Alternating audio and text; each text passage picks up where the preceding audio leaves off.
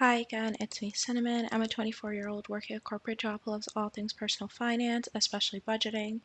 And today I will be going over my yearly budget goals to see how I'm tracking for Q3.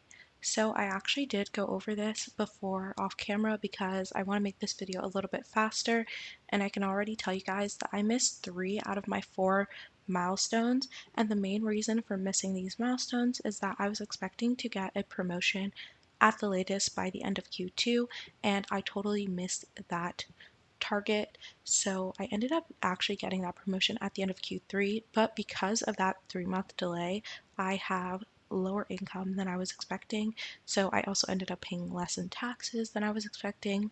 And that covers these 2 misses, and the overspending that I did off my target. We will get into that when I check my ynab because I'm not entirely sure why that happened, but we'll get into that with ynab.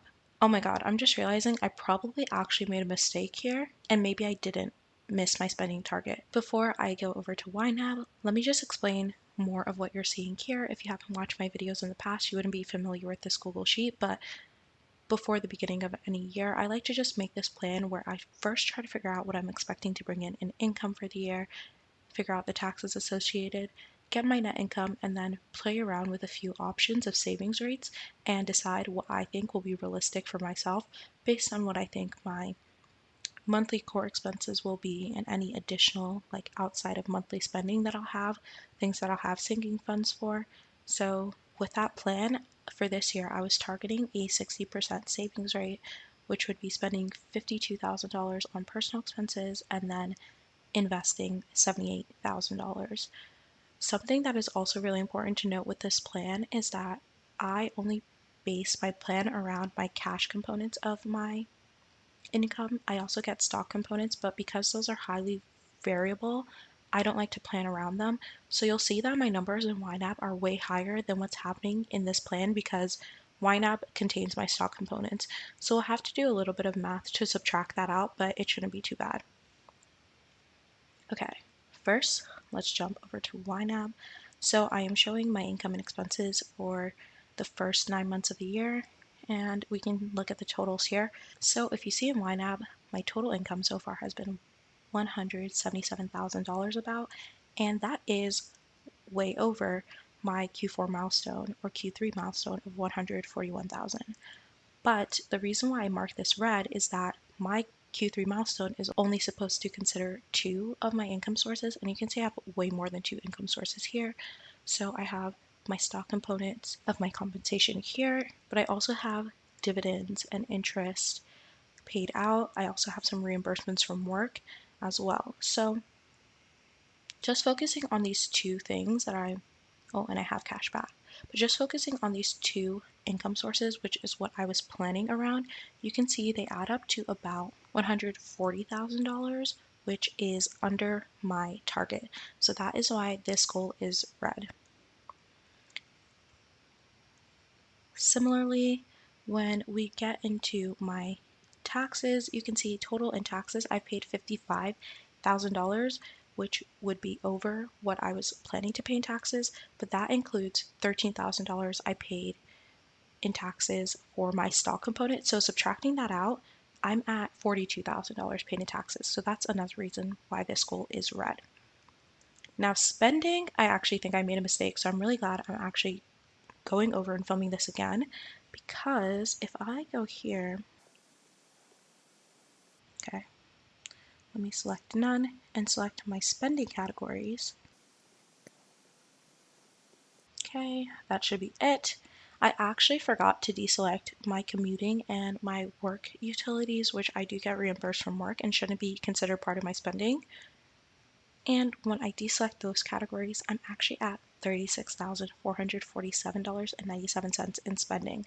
So I'm actually good on this goal. I was really confused when I was looking over these numbers, and I'm like, how could I have possibly overspent? Because it literally didn't make sense to me how I could have possibly overspent. Because if you watch my budget videos, you would know that the way I budget, when I get my income, I give myself a fixed amount, not a percentage, a fixed amount, an absolute value. That is my spending money that covers what I can put into my rent, what I can put into fun, all of those things. And I never intermingle funds from other categories into my spending bucket. So I was giving myself a fixed amount that would make sure I would only give myself $52,000 for the year. So I was just like, how is it possible that I could have overspent? Like, did I possibly use some of my past year's money? But again, I was really making sure I wasn't intermingling funds at any point. So the fact that I caught this and I was finally able to make my budget make sense is, it's just making me so happy because again, it was just in the back of my mind, like, what is going on here? Okay. So for my spending, I do want to call out a few things that I find really exciting just looking against my core spending. One thing I want to call out especially is diet. So I usually give myself $600 to spend on food, and food was always one of my trouble categories. But if we look at, actually, I like the income and expense version of things way better. If we look at my groceries and eating out categories, they add up to under $4,000, which means I have been spending less than my $600 allotted towards food this year. So that is like really exciting for me because that was really one of my problem categories. Another thing that is super exciting for me is that I have actually been working towards doing the things I plan to do this year that are part of my sinking fund. So if you go over to my sinking fund, you'll see that I have taken a few trips. So one, I went to Korea, which is a big thing that I've been wanting to do. So that was great. Another thing that I did is that I went to Miami, and even though that's not called out as a specific location, I actually went there to check out surgeons, and I also checked out surgeons in Korea. So that was really, really great because I feel like even though I haven't got my surgery yet, like I am making intentional progress towards that goal. And for the next quarter of the year, I'm going to be focused on getting my driver's license. So you are going to see a lot of that driver's ed spending, and I'm really nervous about that because driver's ed is quite expensive. Like every lesson is $200. So yeah, it's quite expensive.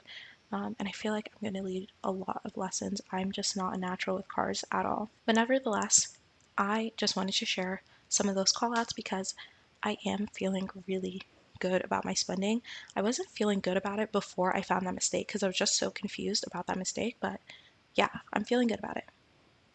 Okay, next, let's get into my investments. And I'm actually going to go to spending breakdown for this.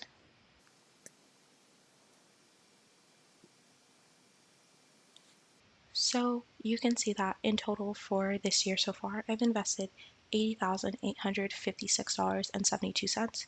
And this is way over my goal, but that is because it includes my RSUs. So if I deselect that category, and my RSUs are the stock component of my compensation, if I deselect that category though, you can see that I have invested $61,826, which is again over my goal. So that is why both of these are bold. They are both on target actually, so that's super exciting.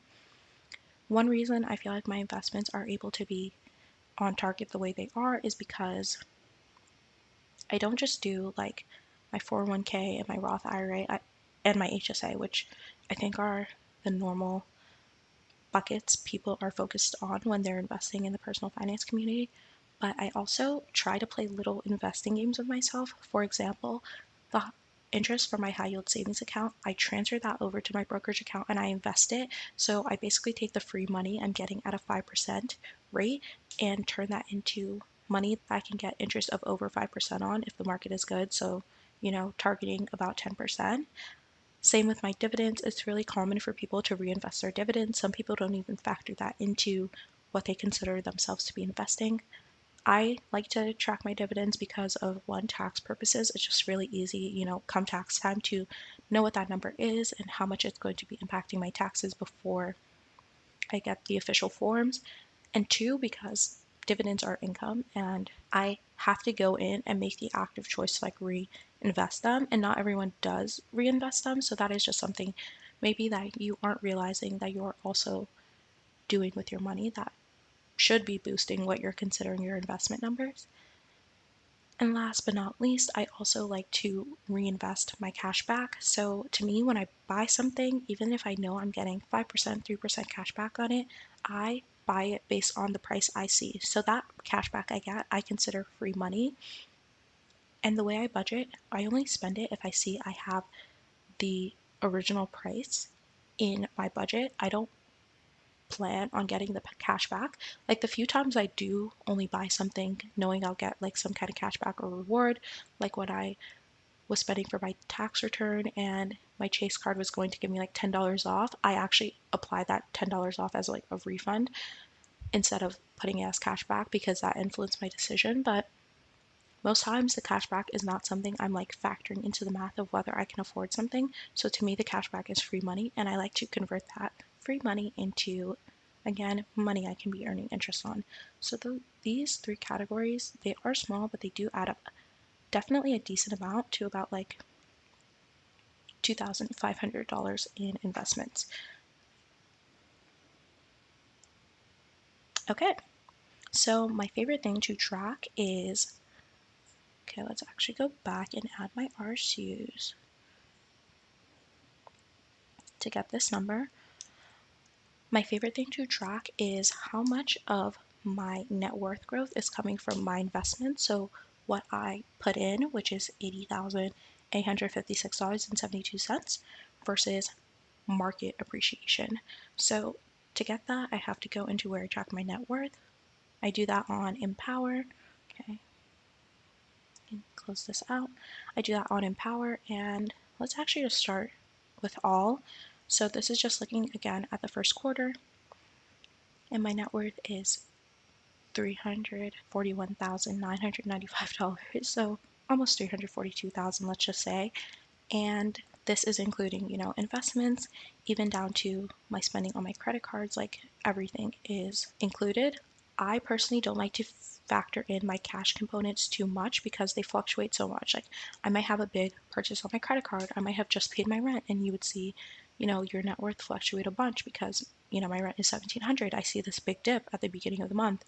To me, what I like to just focus on is my investment component because I'm only planning on putting money in. I'm only planning on that growing and not fluctuating like I'm expecting cash to fluctuate. So, because of that, yeah, this is what I really consider my net worth, and that number is, as of September 30th, was $291,529.37.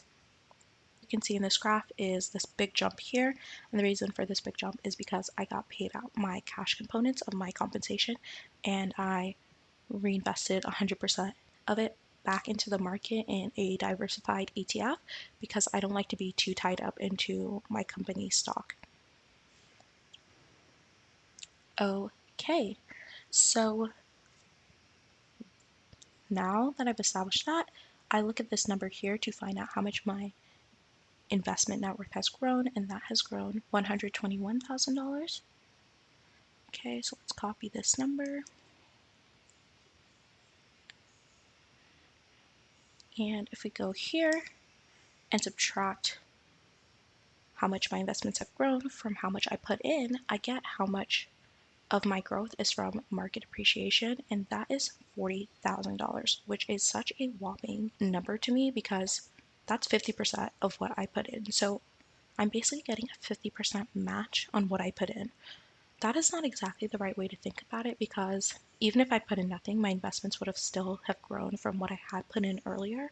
But nevertheless, it's just like a really interesting way for me to look at it that without doing much of anything in the first 9 months of the year, I got $40,000.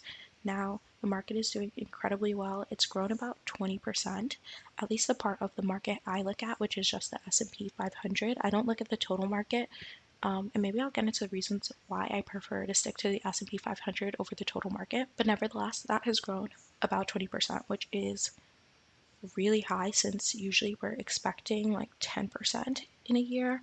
And that's been 20% in just the first 9 months. So that's just something to, really think about when we're talking about this 10% return from the market. It is not every year 10%, 10%.